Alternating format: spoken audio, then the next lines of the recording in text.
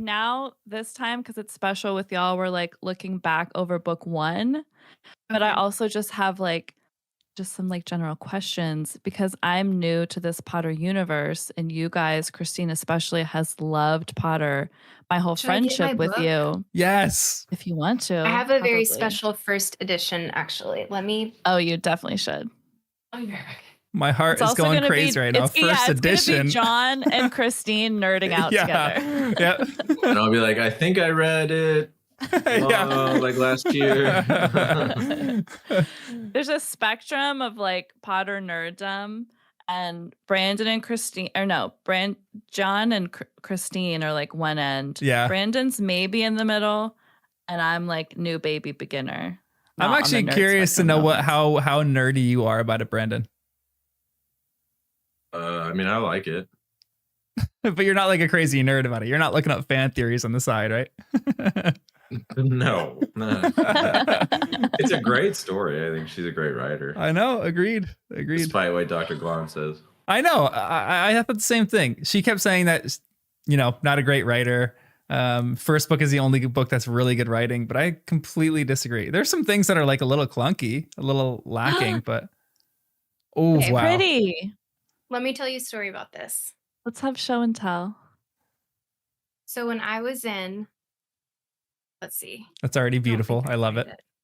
It's so beautiful. So when I was in, I want to say the 3rd grade, maybe 2nd grade is when I started reading these. My grandmother got me my first copy, and there was a fundraiser, like an auction fundraiser at my school, and there was this Harry Potter basket, and my parents came home from this auction with this Harry Potter basket. Aww. And it was like the most special thing in my entire 2nd grade life. And it came with this beautiful, I said first edition. I don't know why I said that, but it's like first volume. The first. Oh my gosh. I think it's like in, beautiful book. You know how she has different, not translations, but like the English production of the book is different. Like it has like some different verbiage than the American production of the book. So there's like some things that I can tell are different, but it's just like that is so incredible beautiful and special. Oh, yeah. And it's got beautiful like decorations on the binding of it or whatever. Yes. Oh, that's incredible. Yes. Gold bound. That's funny. A beautiful book. Christine, that's funny that you mentioned. Oh, it's got incredible illustrations too. Oh my goodness. I know. That's so special. Your parents got you that. So special. So special. And it's the I don't like the new ones that came out because they don't have the Marie Grandpré or whoever does the original illustrations. I don't think they have her doing that anymore. I'm not confident though. It's a guy named Jim Kay does the illustrations though. Well, I'm sure he's great, but it's not quite the same. He's great, yeah. That's still the that's like they still have that on all the books, I think. Oh, no, really? that's not in the one I read. Mine's downstairs. I don't think there illustrations in mine. There's illustrations on each chapter head. Not like throughout the book, but there's illustrations on each chapter head. Because I got the book for you, and I'm pretty sure that's it. Did you have to buy the book for her? Yeah. I had a whole video of her unboxing it and saying, "Oh, I'm a Potter nerd now," and she's like going crazy about it. It was actually a great video. How quick.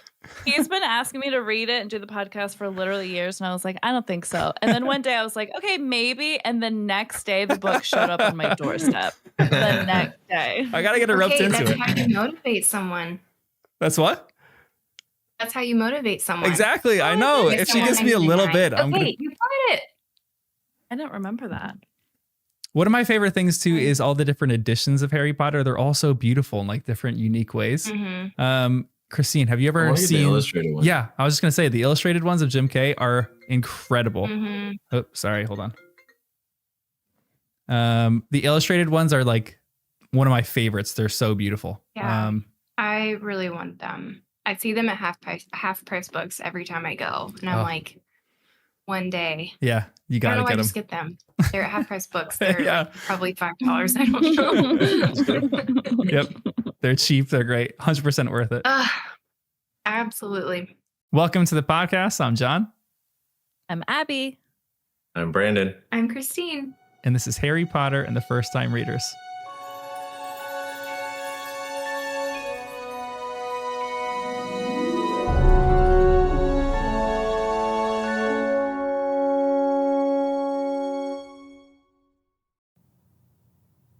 Hey everyone, this is a bit different of a podcast. It is just me, Abby, and then two other of our friends, as you just heard, Brandon and Christine, going over the entire thing of Sorcerer's Stone. But we're also kind of just talking about Christine's and Brandon's love of Harry Potter. Christine probably a little bit more than Brandon. But they both love Harry Potter. Christine is and has been an Uber fan. And it was just really fun to talk to them about this. And we're going to have them on after every book. That's the plan. And we're going to just talk over the book and kind of what our favorite parts are and talk more Harry Potter nerd stuff. So we're really excited to have them on. They are two of our best friends, so we are very grateful that they were able to make time out of their schedule and come and be part of the podcast. So like always, go give this podcast a rating and review. Go check us out on all our socials, which is all pretty much at First Time Readers. You can go subscribe to us on YouTube. That's probably the best thing you can do. We have a subreddit r/First Time Readers. We have our Patreon, which is First Time Readers. We have our PO box, which is 474. Wait, I always forget that. PO box 474, Hawthorne, New Jersey 07507. And yeah, we luckily we just won those 2 copyright battles that we were just in. So hopefully the little shadow ban that's been on us has been removed.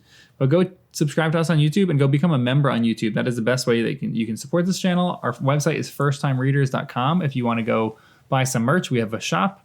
And our email is firsttimereaders@gmail.com. I don't think I'm probably forgetting a ton of stuff, but I always give this thing. And if I forget things, you get here at the beginning of every podcast anyway. So thank you for your listening and your support. You guys are the absolute best. And enjoy the full book discussion with our friends, Brandon and Christine. And Abby, of course. So Okay, well, where should we begin? I want to begin, unless Abby wants to begin somewhere else. I actually want to begin with where your guys' journey is with Harry Potter, how you guys started reading it, each individually, and then if you guys are doing it together, give me all the deets. Okay, I shall go. So, like I said, I started reading it in the 2nd grade, and so that was my grandmother on my dad's side gave me my first copy, and I was pretty much like, this is going to be so terrible. And then I read it, and then I was like, this is going to change my life. Yeah. And it did. And so I think I don't have the time. I don't remember timelines very well, but I think there had to have been maybe 3 out, maybe 2 out. And then the next time, I think she released them every December, I want to say. Mm-hmm. And so every December, my grandfather on my mom's side would wait in line like at midnight to buy the books for us, for like me, my cousin, my brothers. He'd buy like 5 or 4 different books for us all at midnight and then give them to us. And it was just probably the most special thing to grow up with them. Like, because as he's developing, like, you know, his own personality and like way of relating to people and friendships and like just, I mean, they get progressively darker as we know, right? Mm-hmm. But it was just I don't know, just a really beautiful thing to grow up alongside this, right? As she's putting these books out. And then when we got married, it was before we got married, we were dating. We read 2 of them. We read them to each other. Oh, and that's then so great. We stopped. I don't know how we stopped or why we stopped, but then we picked it up again. I think when I got pregnant, we started reading them again, and we were actually in the middle of the 4th one. The 4th one's my favorite one. And no spoilers too. No spoilers. Okay, I won't share. We were in the middle of a I don't know what I can say now. Yeah.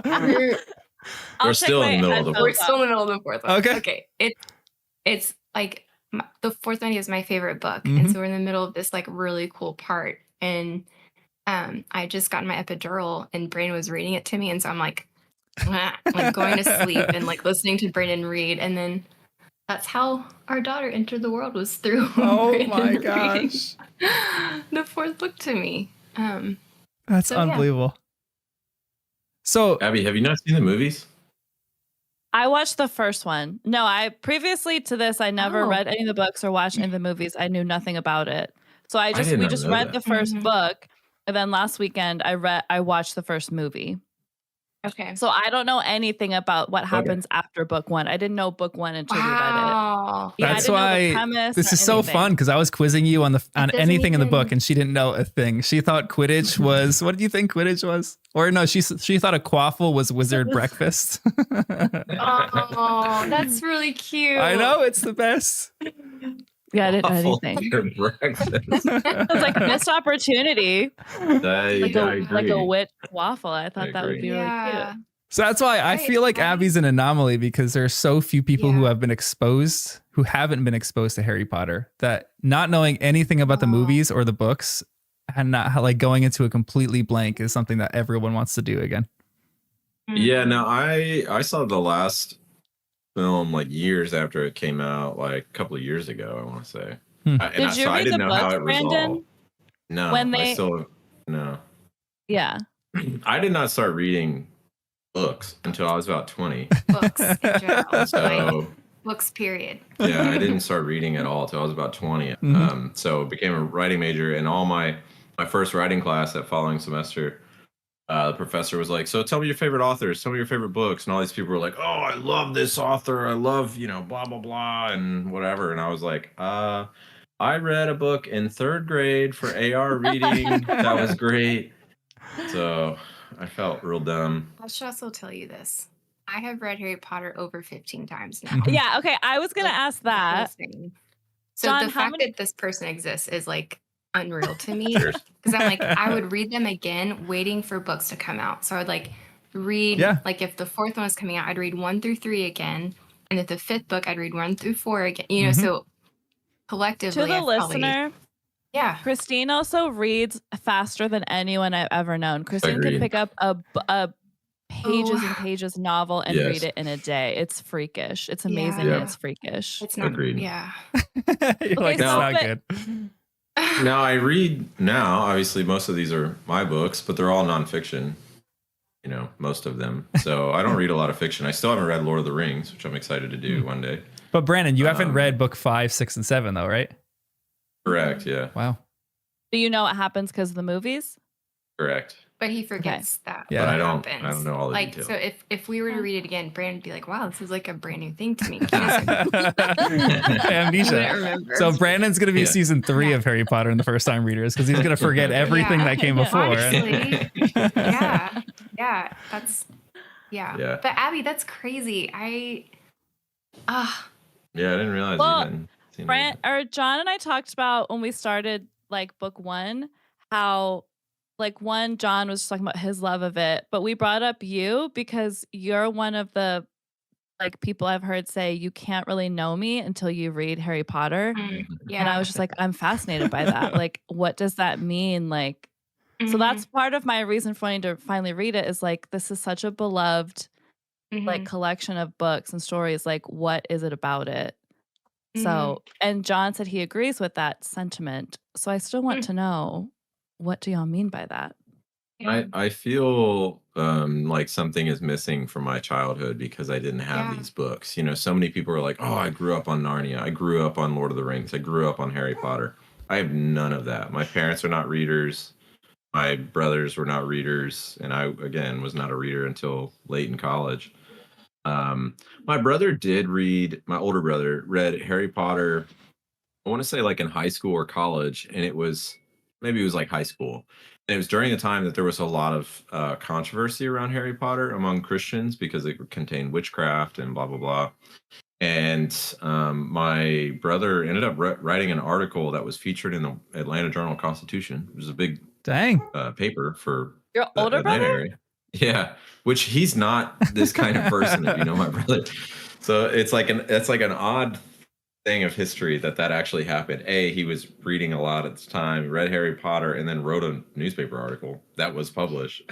It just like weird. Pro Harry Potter. That kids should be exposed to the imagination, even if there's parts of it that you disagree with, etc. Which, if you know me, that's one of my biggest values is reading and debating and thinking of things that you may disagree with and engaging with that. Mm-hmm. So it turned out to be, a good thing in our family, I guess. But Huh.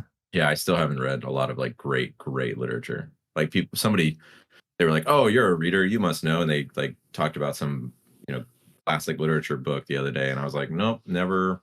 No, I've not read that. I've never read Charles Dickens, Mark Twain, et cetera, et cetera." Never read it. Anyway. Okay, I'm ready to jump in. Yep. What are your questions? Well, I'm actually curious for that too, for what Abby said. Why do you feel like you can't really know me unless you've read Harry Potter? This is going to sound really dramatic probably, but I think it was just so foundational. Like, I think, okay, if I may bring up Taylor Swift. Yes, okay. please. I think naturally. Not long. I know. I think part of what makes Taylor Swift so engaging with everyone is she has such a unique way of communicating directly to her fans, right? Like in her music, in her lyrics, there's something that she captures so beautifully about like this human experience about like being in high school, even though she probably didn't have a very normal high school experience, right? Or like being in college or being a young adult, but she like grows up with her fans. And I do think Harry Potter does a very similar thing in a very different way for different people, right? Like I think it does it maybe for the people that feel like misfits or struggle with the idea of family or, like I think it speaks to, I mean, maybe even a more broad human perspective than even Taylor Swift does in some ways. But I do think that there's, just like the books are growing up as the people are growing up. And so I think, there's just something very unique about Harry Potter that I think speaks specifically to the growing up experience. I was telling Abby this, but my niece called me the other day and she like called me out of the blue and she never really just calls me. She's 9 years old and it was my brother on the phone and he's like, when should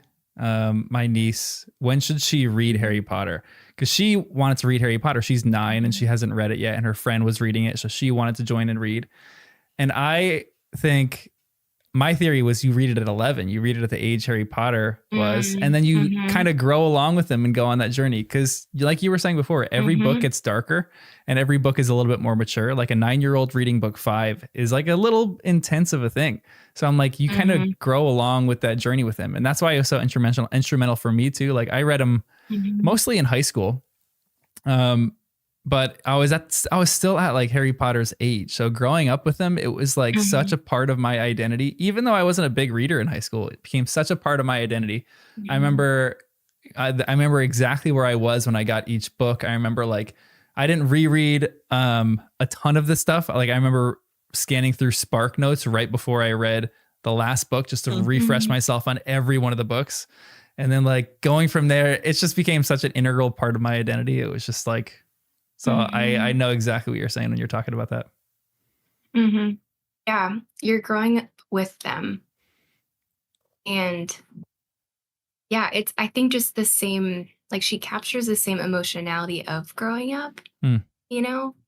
That Taylor Swift does. That Taylor Swift does, yeah. So, yeah, absolutely. yeah, I think there was something like so special. Like I feel so privileged to have been like the books being released the same time frame that I'm, like having these like big developmental spurts in. Like that's wild. Like I'm sad for the people that missed out. I know. We're sad. We're sad for you, Abby.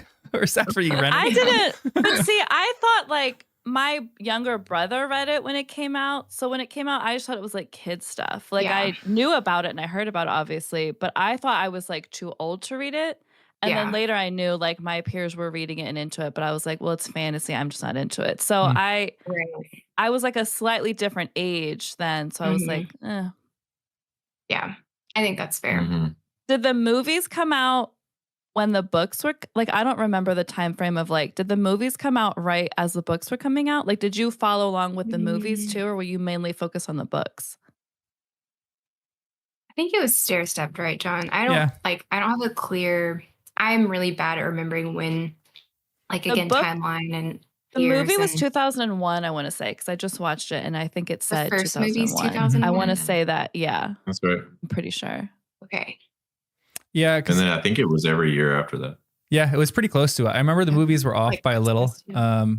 But I remember I think I was getting book 7 when movie 5 was coming out. So I was on my way to Borders, which is no longer a thing. I picked up book 7, then went to the movie theaters right next to it and watched, I think, movie 5. I think that was how it was structured. So I think that's right. The books came out, I think the first one was 97, and then the first movie came out in 01. And then it was kind of every year after that, but the books kept going. But I think the books like caught up to the movies at some point. I think there's maybe some overlap. Not caught up, but like you're saying, like the 5th came out and then the 7th came out. Yeah. It's also a really sweet thing to like get to relive them, you know, in a visual sense. I will tell you, so for our baby moon, we went to New York and we watched Harry Potter and the Cursed Child. And when I tell you, I cried for the first 10 minutes. Like, I wept. And I do not cry. Like, I am not a big crier. I'm not like super sentimental about things, but there's just something so amazing about seeing this vision come to life, but in a different way than the screen would, you know, of like, I am watching people that I could like reach out and touch, you know, create like magic. And it is like, it's the best show I've ever seen in my entire life, probably. Wow. We also have the Interesting. store too. The store is amazing, and like Universal Studios has done amazing. Like, it's just, yeah. Is it on Broadway? Yeah. Yeah, it's on Broadway. Yeah. Wow. There's a movie coming out of the Broadway show, The I Cursed think. Child. I Yeah. think. The plan is when Abby's finished with the books, we'll go to Universal. We'll go see the play. We'll do like all the stuff. Abby, Talking. Abby, that's the motivation. If you finish all this stuff, we'll get to do that. But I want to go. yeah, you'll get tickets for it too. You're part of this journey. Oh, yes, I I could- will. Easily, like, I like hearing that because I feel like it could easily go the other way where it's like this beloved world that lives in your head and your imagination, your fantasy, and seeing it in 2D could be disappointing. Like they didn't do it justice. So that's really actually amazing that like it was brought to life so much in a way that you loved it and it made you cry and you weren't just like disappointed and sad. Oh no. Yeah. Everything from like start to finish was It was amazing. I have never seen anything like that. Like I don't even have words for it. I've heard the same thing. I've heard the magic of the play is incredible. I've heard I've scanned over some of it. Some of the plot is really controversial, but like when you're there, people say that it's not really like don't read the book because it's not really meant to be a book read. It's just like go watch it and it's just a spectacle. It's like how they perform magic in it. They said it's like start to finish, you're just in awe of how it's all structured. Agreed. I still couldn't figure out how they did a lot of the things. That's I'm just cool. like, how does that person just disappear right in front of me? It's crazy. yeah. Watch out. Spoilers, guys. Spoilers. Notebook 1. What'd you say? Yeah, that's all we know. Book 1. Just book 1. Yeah, I can't. There's no spoilers with book 1 because I already know everything. I will. Okay. In book Also, 1. the magic is her. Like this isn't a spoiler, I think, but like the language that she uses gets more mature. Like with each book, like this, I feel like is like a really kiddie book. Like when you read it, and then the second book gets a little bit more mature, and the third, like and that's fascinating too. Like, hey, you had the foresight to make these books. I don't think I've had any other experience with any other series that does that, right? That like has such character development and. We also got in. Oh, go ahead, Brandon. Well, I was gonna alternatively something else that we've been listening to the podcast, The Witch Trials of J.K. Rowling. Oh yeah. If you great podcast, if you're familiar, so it's like you've got the story, but then you've got the culture around it. They go into like all the fan fiction and like Comic-Con stuff and whatever, like this huge like fan base around it. And then they get all into the J.K. Rowling, like political controversies and everything around it and like her take on it. It's her interviewed on this podcast about everything that's happened the last couple of years. And it is fascinating. She's really well spoken. It is fascinating. Like, Yeah. I think she's incredibly intelligent. And strong. And like very brave. strong, Very yeah. courageous woman. Yeah. I think like no matter what side you fall on, I think you can at least acknowledge that like Gal's well spoken. She's tough. She's been through a lot like in her life. And that's interesting too, of knowing a little bit of her backstory and seeing how maybe that impacted some of her characters is really interesting too. Yeah, Abby, I think you would like it. There's no spoiler alerts for this story. Yeah. That was one of my favorite parts of that podcast, because she was talking about her personal experience, even her personal experience with enduring abuse, and how that plays a role into the story with people who were abused in the story, and how she knew what was going on in their mind, different characters. I thought like she just is so good at expressing those in a way that I feel like C.S. Lewis is really good with the Narnia, like expressing things for kids in a way that is just it's so deep and so understandable. Like there are different things, there are different creatures. I mean, we're only in book 1, but like even the Mirror of Erised, looking in the Mirror of Erised and being able to see what your heart desires.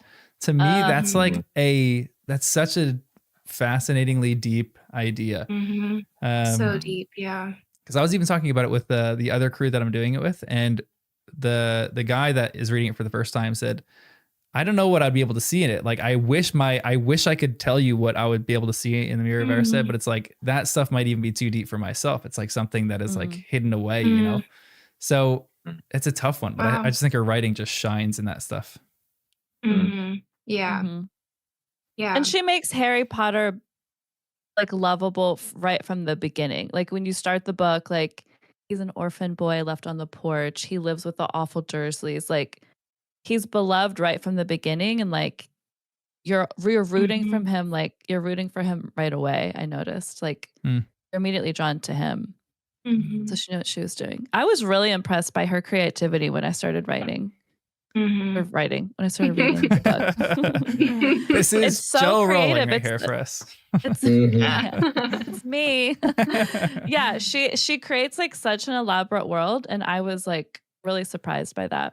Part of me thinks that this story was meant to be like a children's bedtime story. You read one chapter at a time, because there's certain chapters that it just like ends and it's a cliffhanger. And I couldn't like, it'd be so fun to read that to like my nieces and nephews and end on a cliffhanger and be like, get ready for tomorrow night, and we'll read the next chapter and figure out what happens. There's like such excitement behind that. I love it. What if she was here, if Nana was here, she would say the story too, but she would read each chapter to us at night, and then she'd have like a PTA phone call that she'd go have to respond to, and I would read ahead and back where we were. Yeah, that's so cute. Yeah. That's how you get kids to love stories and like use their imagination, and I'm just so excited to do that, because there's so, like I said, there's so much literature I haven't read yet, and I'm so excited to like read to her, but me reading it for the first time. Yeah. I just can't imagine Harry Potter ever going away. I think that's the thing too. It's like I cannot imagine a world without Harry Potter still being as popular, if not popular, than when I was a child, you know, when it was coming out. I just can't. She's one of the greats. It's one of the, it's the most sold book ever, right? Aside from the Bible.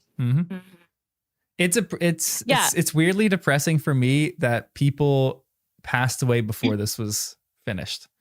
Like that they never got to experience this. I don't know why.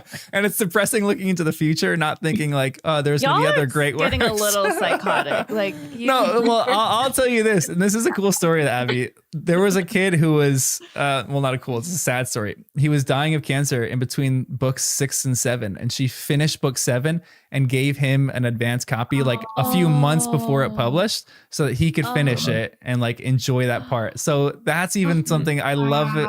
The whole series for that reason. It just like I didn't know it's so lovely. I love it so much.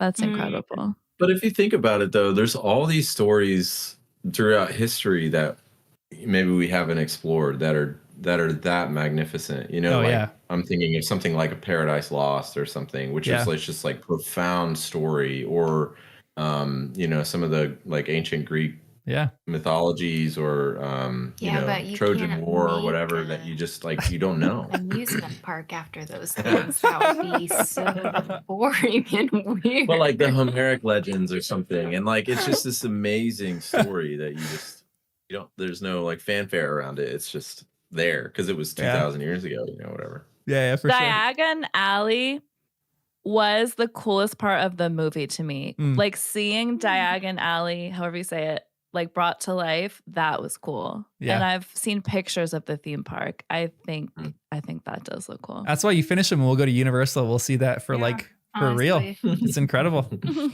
Yeah, it is. I remember watching the movies too and being like, this is exactly what it's supposed to be. Like, I was not disappointed at all. I was not like let down.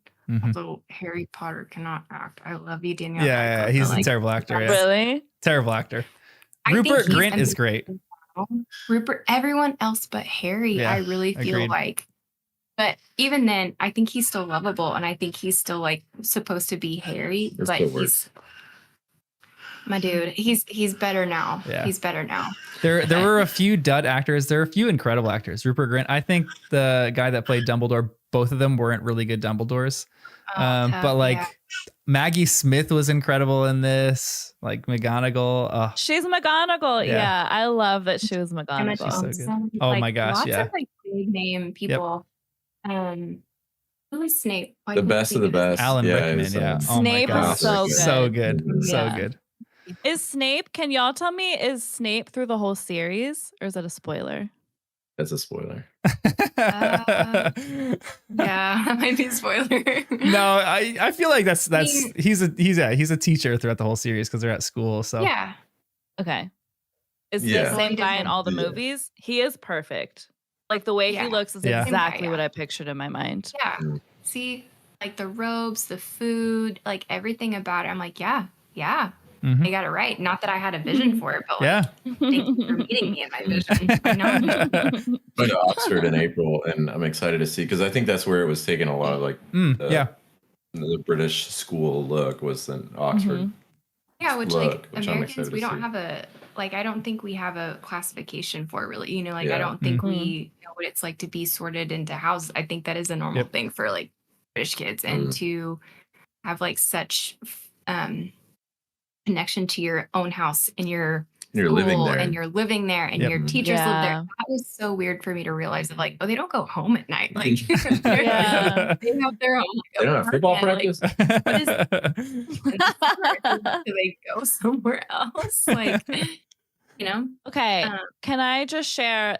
So here's a bone I have to pick with this story of book 1. Okay. That's silly. Sorcerer's Stone, we eventually, of course, find out what it is. And one thing it creates is the elixir of life. So when I hear that, I think the elixir of life, you must live forever. Nicholas Flamel, he's 665 years old. He's going to live forever. But then you learn that through the Sorcerer's Stone, they're going to destroy it. He's going to take a couple more doses of the elixir of life and then get his affairs in order. So my bone to pick is that it should not be called the elixir of life because that would make you think it's going to live forever. It should be called the elixir of a very, very unnaturally long time, but not of life. What do you say to that? What do you say to that? It's not literally of life, eternal life. It's just for a very long time. What do you say to that?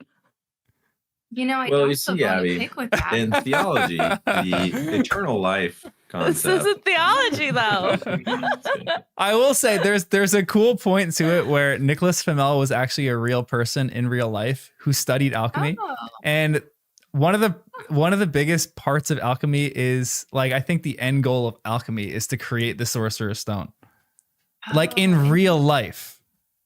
Oh, I don't know exactly everything that entails, but I remember reading like an article about it once where like they were talking about how Nicholas Flamel is an actual real person. People who are watching on the chat too, they can even help me with this because I'm sure everyone knows what they're talking about with this. But Nicholas Flamel was a real alchemist, and his goal was to try to create the Sorcerer's Stone. Was he really 665 years old? Yeah, girl. Don't question How old it. is he? Yeah. For all we know, he might have been. He might have been. Who's to say no? I don't read things like, especially things I love. I'm not reading it critically, to be very honest. Yeah. So like I read it and I'm like, yeah, that makes sense. That checks out. Like, of course, it needs like 2 doses. Like, it's a suspension of belief. Yeah. It's a better way to read. Well, and I was also an actual child reading them for the first time. So I'm sure, like, if you're an adult, like, being able to have that, access to critical No, that's the thinking. point. Because I read the book that comes to mind is this really great book called. That's saying that's like the testament to like Abby reading it at, As her an age adult. as an adult true. now than me Correct. reading it as like a Yep. In a magical 7-year-old, world. Sure. Yeah. I like that point. Yeah. Yeah. Yeah, I that's didn't have to debunk it. And I think that's also the sweet thing is like I didn't have to debunk anything. I didn't have to question anything. I was just like carried along this like river of like entertainment, and Mm. the ride was smooth, And And I didn't have a lot of beautiful. issues as a 7-year-old. Like, I do that in movies, like when somebody's like, holding out like a handgun, they're gonna shoot this wire from like 100 yards, and I'm like, that's never ever gonna happen. But in books, I don't do that in books. Yeah. And there's something quaint about it when you revisit Harry Potter. Like even for me, I'm reading it critically now, but like every time I reread it, I didn't care about it. It just brought me back to feelings of what it was like when I was a kid reading it for the first time. And that's again another reason why I like the series so much. Nostalgia. Yeah, I love it. I love that you automatically hate Draco. You automatically hate Snape. You automatically trust the other professors. Like you automatically trust Hagrid, and you automatically hate the Dursleys. It's like I think that's so amazing about her writing is like you just jump into it as if like I mean that's I guess like great storytelling. Like you don't spend a lot of time building up these characters. Like you just kind of jump into the middle of their lives. But yeah, like I didn't have to question. I just enjoyed it. She does really good character development. Did you have any questions? Do you remember back to when you first read it? Did you have any questions about Quirrell in book 1, or were you focused on Snape? Like I thought Snape was the bad guy because the book is leading us there. I had questions about Quirrell, but I didn't know how they would all connect. But do you remember when you first read it? Like, I was like, yeah, I hate Snape. Yeah. I hate him so much. He's basically Voldemort. Like, I had no questions, no concerns. And then so that was like probably the biggest reveal of my 7-year-old life was like, it was Quirrell this whole time, yeah, that duplicity like really got to me. No, I had zero awareness over that. Of course, yeah, like reading it back now, I'm like, oh my gosh, like this and that and this and that. But do you know what else we talked about as we read it? It's because I think about Enneagrams. So we got to talk about some of the Enneagrams. Do you know what Hagrid is? When I realized what Hagrid is, it made so much sense to me. He's a 2. No, what do you think? Oh. He's the helper. Think about it. His warmth, his support and love of nurturing of Harry. Like he's there for Harry. That's like his idea. I think he's a 2, but then I think John was Googling it that day we were talking about it. You nailed everyone's Enneagram. She guessed Snape's, she guessed Hagrid's, Harry's, Ron's, Hermione's, Dumbledore's. She guessed everyone's and she guessed them all correctly. It was like she was nailing Harry them. might be a 9. Yeah. Abby, I think you can understand their Enneagrams because you are a 9. Yeah. I think that's how you have that perspective. Yeah. Because you can... You empathize really well with everyone's motives, and I think you can see them. So that makes sense to me that you. Interesting. Yeah. What do you think Hermione is? Wait, do we know what Hermione is? Did we Google that one? I think so. I have guesses that she might be a 1. Yeah. Would you agree with that? I agree. So I think like it's funny, even like Brandon and I's relationship, I think very much mirrors Hermione and Ron's of like being friends, being upset with each other like so frequently. Redhead. Me and redheaded curly hair, like I think there's so many things. There's so many interactions that even this of like this girl. Yeah, even like reading it, like in book 4, even we were like, wow, that is so uncanny. We got a real life Ron and Hermione to here. Read book 4. Yes, this is all part of my plan. I'm saying book 4. John has talked down book 2 a lot and said it's the least favorite of the series. But then he'll say, "Oh, are you excited to read book 2?" And I'm like, "Not really. You've not talked to them one bit." That's why I'm downplaying it so much because you might enjoy it. It's gonna be your favorite one. I think 5 was my least favorite. Yeah. We all know why. I think, Or no, Order of the Phoenix. Sorry, Half-Blood Prince was 6, Yeah. right? Yep. Yeah, the fifth one. Do you have any beloved moments in book 1 that you can think of? Like, I loved when Hagrid came in and turned Dudley into a pigtail. That felt really good. You also love when you have so the dragon. The dragon is one of your favorite parts. I like dragons, we've discussed in this book. But do you have any moments you can picture that are just like chef's kiss? Oh. Do you have any that you can think of?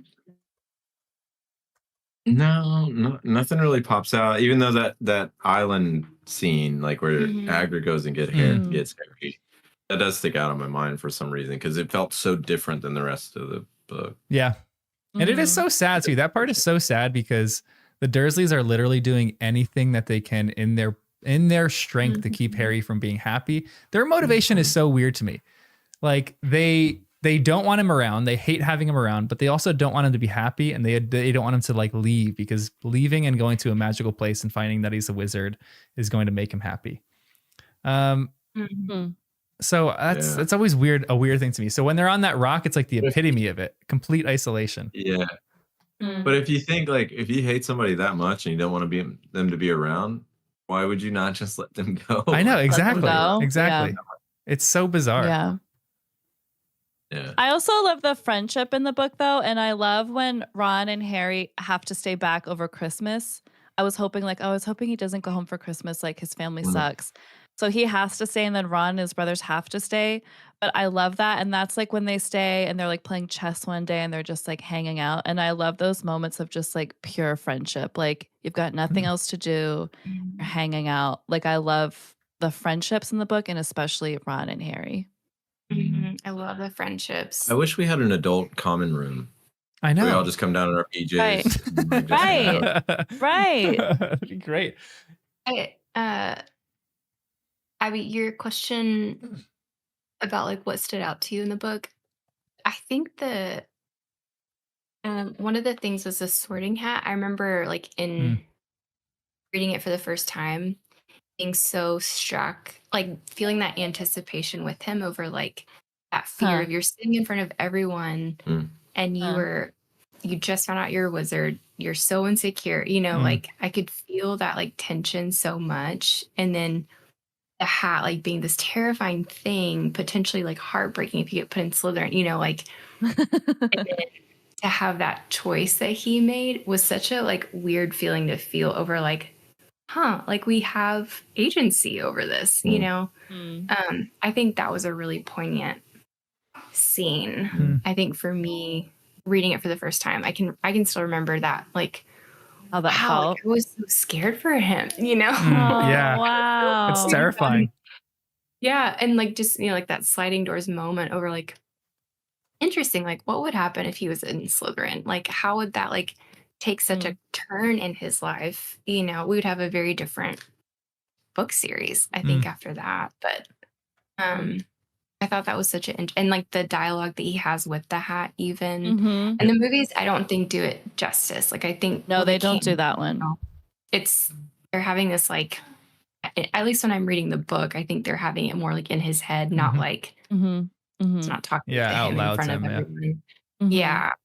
I remember that being crazy. But yeah, just how she writes, like you can visualize everything. And now that the movies are out, like I just visualize the movies, like the sets and the costumes and the I saw the movies first, so I'm reading the book and relating. You're picturing the movies. Yeah. Something that happened with me that was tough was when I initially read them, I had pictures of people in my mind. So especially with Harry, and you guys just talked about it. He's not a great actor. Harry is like spunky and sassy and like he's hilarious. And then movie Harry, it just falls flat.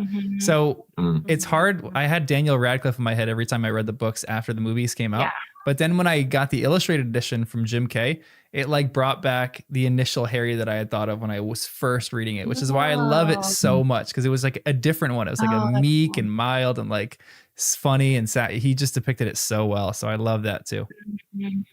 Abby, what house do you think Brandon and Christine are in? Well, I was gonna ask them. Do y'all know what houses you are? No, In my you gotta- heart, I feel like we would all be Hufflepuffs. I feel like they're either Hufflepuffs or Gryffindor. What's Harry Potter? Gryffindor? Gryffindor, yeah. Or Oh Ravenclaw? man, I hope y'all are not Slytherin. Tell me you're not Slytherin. No, neither of them are Slytherin. no. I don't remember what all the houses represent. I don't know enough about the houses. What's Mm, Christine? Do you know what you are? Have you taken the quiz? okay. Do you remember, John? This was a whole thing. You could go online, Yep. you could test, and then you'd get a official Hogwarts letter in the mail. Yeah, I remember that. Yeah. Mm-hmm. I never did it, but I What? remember it very, very clearly.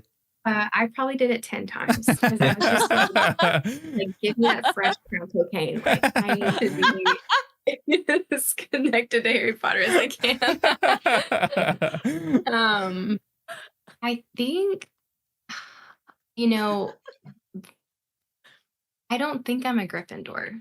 I don't think I am. You do have a think little bit I'm- of I feel bravery like- to you. I feel like we would Thank all you. be Hufflepuffs together because Yeah. we were all such good friends at school and we would gravitate to each other.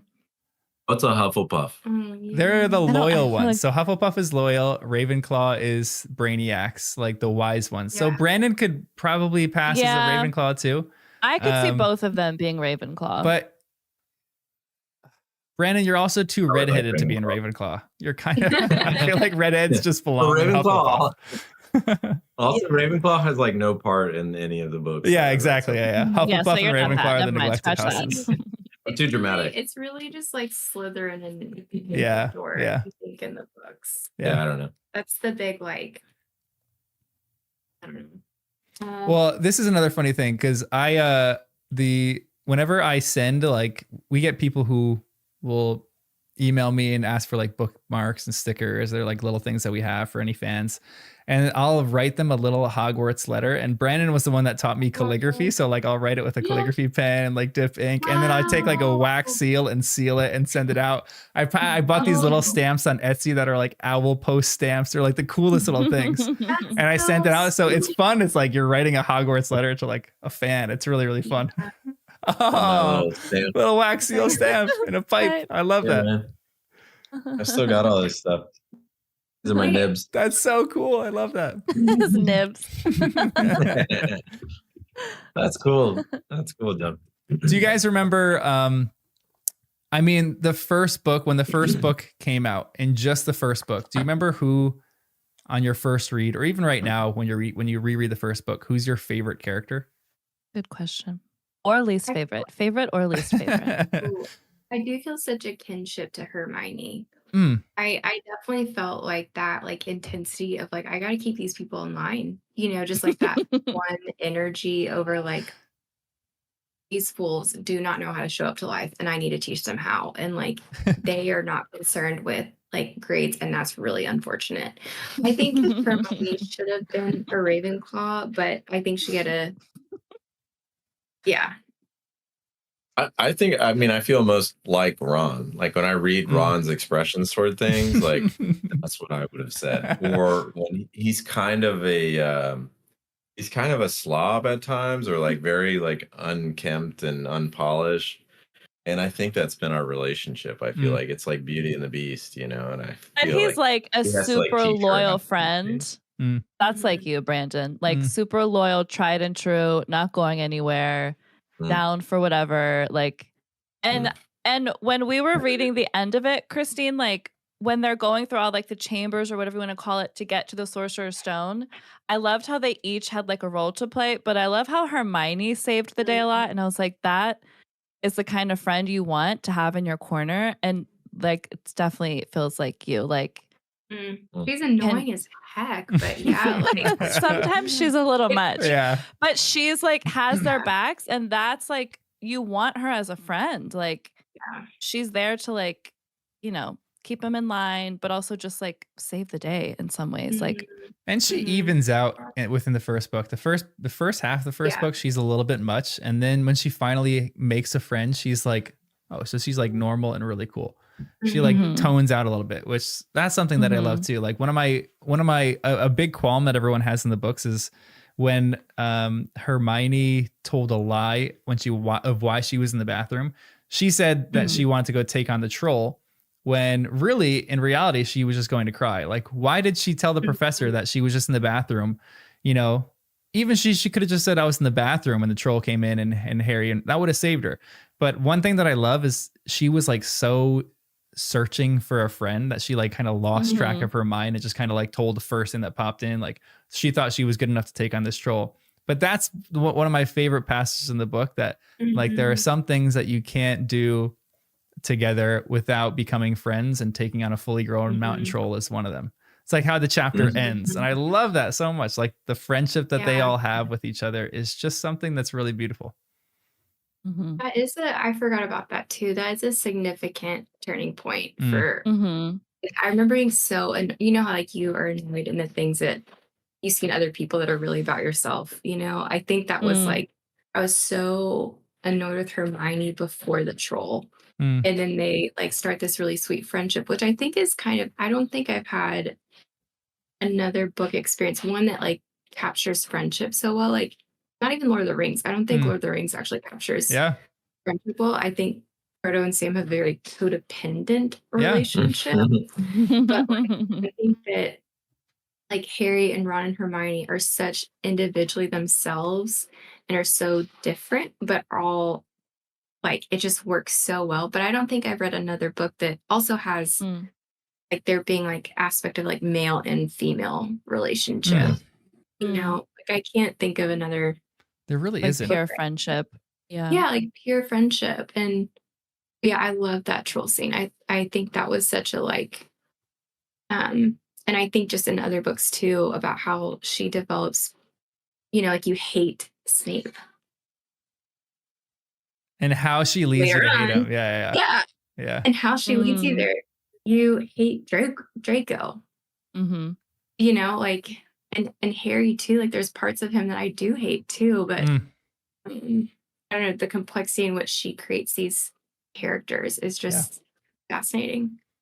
That's so good. Because later, because Abby's not even there yet, but when you get into the later parts of the book, there are certain things that you really don't like about Harry. There's certain things, even with Ron and Hermione, like you're like, why did they make that decision? Why did they do that? And then even some bad characters, you're like, I can actually understand why they made this decision. And she just, as the series goes on, she just creates so much more complex characters. Even in the first book, she creates complex characters, but as she goes on, the arcs are just, they're extraordinary. They're such good arcs. Yeah. There's even, I'll have to send this to you guys. Someone sent, I don't have a TikTok, but someone sent us a TikTok from like Voldemort's perspective over how like, annoying children are. And she was like, I can kind of see it. And it was so it was so funny. Yeah. I love that. That's so good. Yeah, I don't character that I hate from the first book.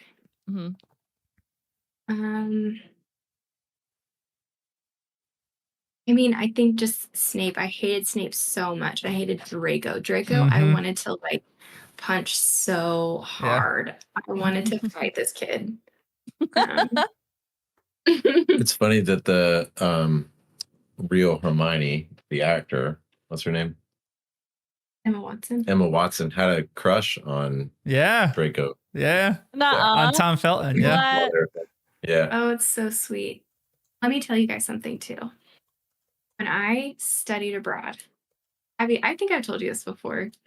When I studied abroad in Florence, Italy, I was 20 years old. And I was walking down the street with two of my roommates down this like just random street. And I was like, this girl looks so familiar.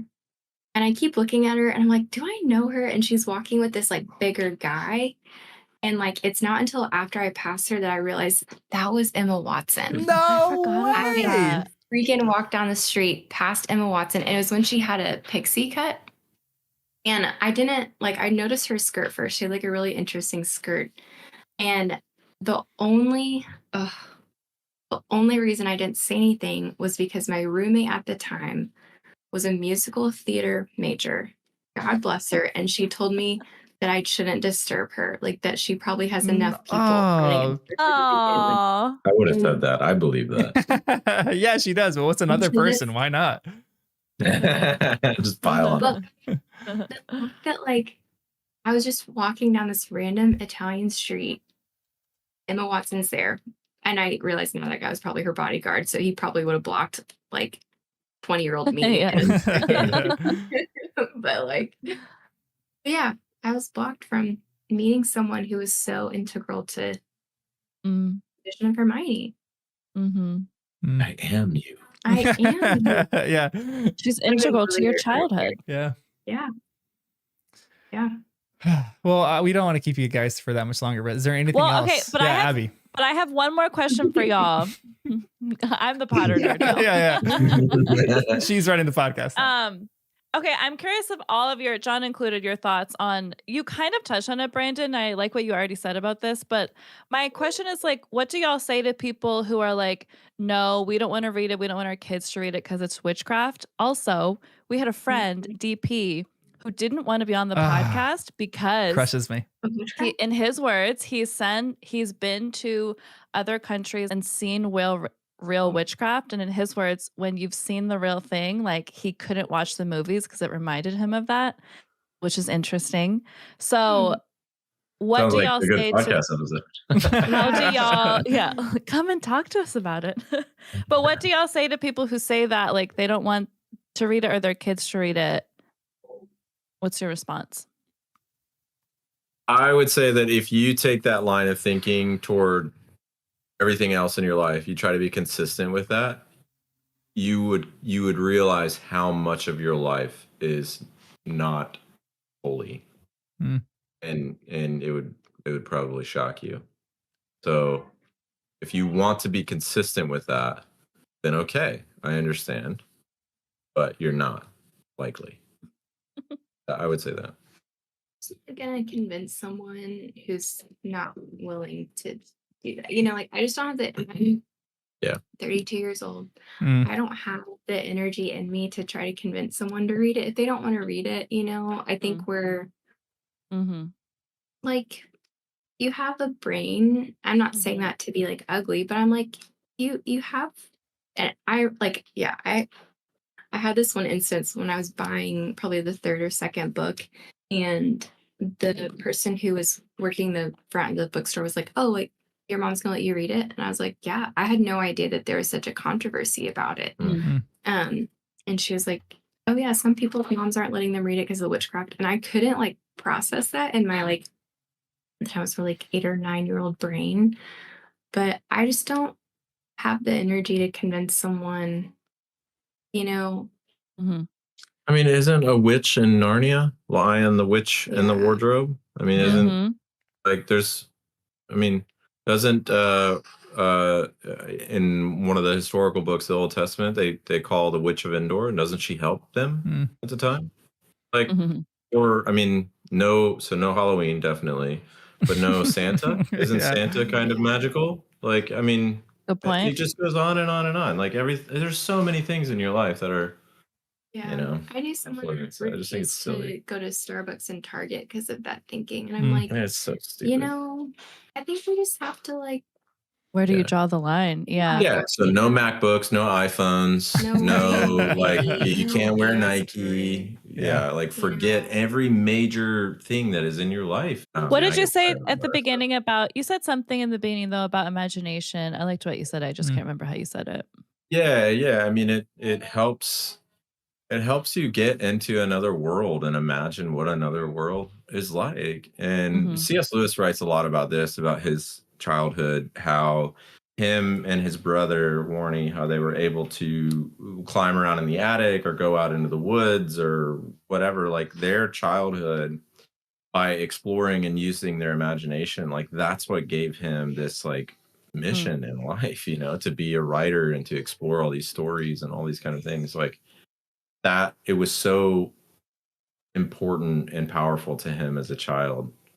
And I think letting kids explore that in their minds with stories or going out and playing or whatever, I just think that's so powerful. There's a line, I think, between like kind of what you're saying, Brandon, of like there's a line between following your convictions and being like really legalistic.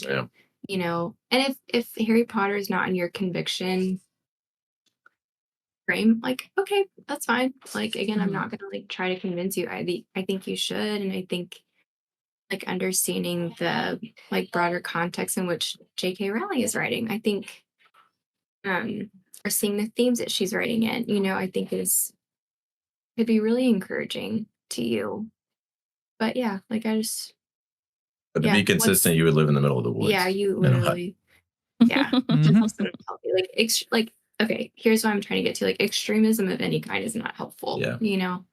So finding a way to, I think anybody can appreciate this story and appreciate the themes and appreciate the friendship and have that be just as edifying as anything else. So. Yeah, I think it's some of the major themes behind it. Some of the, especially like the themes of friendship and love. I feel like those are such transcendent themes that if you're nitpicking on the minor things, like you guys were saying, you can't read any book or watch any movie at all. Like you just can't do anything. So it's like where your line is really bizarre for some of this stuff, and why some people like weren't allowed to read this. I know there was like a huge craze that you weren't allowed to read this when you were a kid because of the witchcraft thing, but a lot of people kind of grew out of that. But still, even right now, to me, that's bizarre when people don't read it, because I'm like, yeah, it's like, I know the phrase throwing the baby out with the bathwater. There's just like so much good in it that you're getting rid of from from one or two things that you might not like, it's just what you were saying before, like too much extreme on either end is bad. Like might be boring, but falling on like a happy medium is the best way to do it, I think. You guys got any other Harry Potter nerddoms? I want to bring you guys back after we finish each book. Have you guys on for guests each one, but okay. Wait, did you say what house you're in? Do you remember, Christine? I mean, you test for like what you want, like test bias, but like I want to be in Gryffindor, but I don't think I am. I probably am like, maybe this is like a harsh view on myself. I don't think I'm smart enough to be in Ravenclaw, but I do think. Thank you. Don't speak about my friend like that. Don't speak about my friend like that. If y'all can come back for book 2, we'll have you take the quiz, the test, or whatever it is, and then we'll test you. John, how do you do it live? I'll send you guys an official Harry Potter. Yeah, I didn't know about this. I don't think they're doing it anymore. You just click online, and then it tells you. For the Wizarding World one, they don't send you an official Hogwarts letter, but they used to. They used to, yeah. I will say, Hufflepuff. Wait, it is gold, right? That doesn't look good on me. So like, really, ones would be fine. Like, that blue, yeah. Green, yeah. Yellow and black though, be fine. Yeah, yellow is not my color. I want someone to sort me. I think I want someone to just tell me what house I'm in. What are y'all in? Yeah, what do you think? Hufflepuff.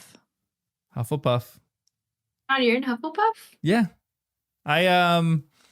He's tested 2 different things. Yeah, I tested Gryffindor once, and then I tested Hufflepuff probably because I want to be in Hufflepuff so bad. That's sweet. And there's probably still a little bit part of me that's in Gryffindor, but I think I'm a little bit more of a Hufflepuff. Just a simple, like, not a brainiac, not really the smartest person, not really like the most athletic person, like a very average Joe, someone that like works decently hard and just like, yeah. A Hufflepuff is for average people? Yeah, pretty much. Yeah, you're on Hufflepuff. Yeah, I feel like maybe I should be in Hufflepuff. I will say, if people are telling you that you're a Slytherin, something is wrong with you. Right. Right. Seek help. Seek help. Yeah. One of the questions on the like test was, what do you want people to say about you like when you're gone? And the Hufflepuff answer was, what was it? Like, smile and remember me, like with happy memories or something like that. Yeah. And then another one is like, remember my achievements. That was a Slytherin one. I forget all the responses, but the Hufflepuff one was smile and remember me. Yeah. Yeah. If we were to put the Enneagrams in 2 houses, I think that would be really interesting. Ooh, that'd be really fascinating, actually. Let's do that next time you can join us. I think that would be fascinating. I could see Slytherin's being partly 3. Yeah.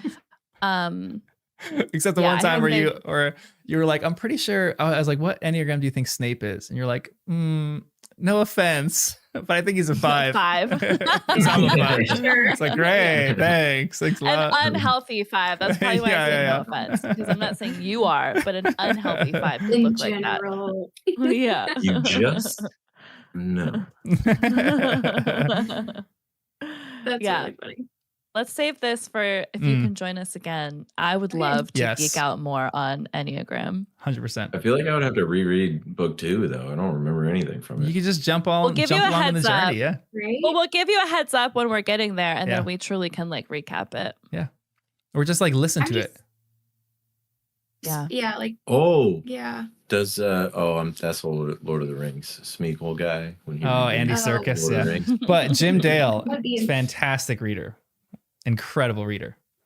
Christine, have you listened to them? Things. Give me a quiz. Give me a. You haven't listened to them.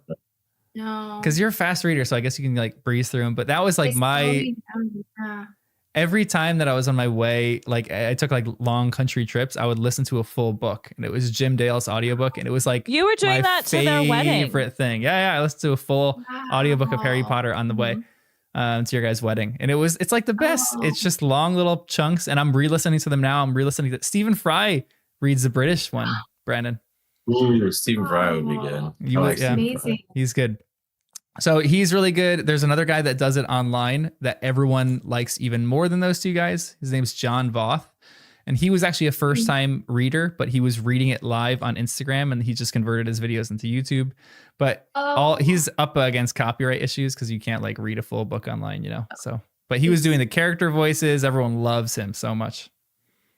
Wow. So that'd be fun. Yeah, re-listen to them. It'd be fun. They're great listens. Don't you have like links? You can send them offline. Yeah. I've heard you. John send you knows offline like links. the dark web offshore of accounts. I would like you to send that in my Hogwarts letter. I want a http:// Harry Potter. Yep. I got you on that. I'm gonna draw out a QR code. You just scan it. Do you imagine? Scan this QR code to see your house. Yeah. That's what they do now for Hogwarts letters. QR code. The sorting QR code. The sorting smartphone. They just had a female-owned like business like coffee shop crawl, and they had a butterbeer that at the tea shop here in town, but we didn't get to try it, but I just love like that, actual beer or a latte. No, like butterbeer. It was like a tea drink, but I'm like, you know what? That's crazy that we don't know what that we don't know what she intended to make that taste like, but we're over here trying our best. I know. We're recreating the world. Like, yeah. It's great. She's so powerful. I know. She is so powerful. And she doesn't want to be powerful too. I think that's like anyway, that's a whole other thing. Even like going and getting fitted for your wand is such a cool thing. Like that hasn't happened to me, but like that is like, are you kidding me? Like you can go as a muggle and get a wand. I'm like, I'm in. So in. That's a whole other thing. I was chosen. I can go get my wand to show you. I went to Universal Studios with my mom, and I was like, I'm not going to do that. That is for crazy people. I'm not one of those people. I didn't know about this. I was chosen. You like get into a room with 4 other people, and like he pointed at me and was like, "It's you. It's time to pick your wand." No way. You were. Tell them how old you were. I was 23. There's no shame in that. Christine, I went my senior or my sophomore year of college, we had a soccer tournament in Florida, and we had a day off, and we went to Universal Studio, and it was our entire soccer team of like super burly, manly men, like geeking out about Harry Potter, like nerding out. And it was just when they had created it too. It wasn't like fully built, but we were going on the rides, like nerding out about all that stuff. It was so fun. Oh, it's so special. It's just so special. It's so special. Well, thanks for joining us on our journey of Harry Potter and the First Time Readers.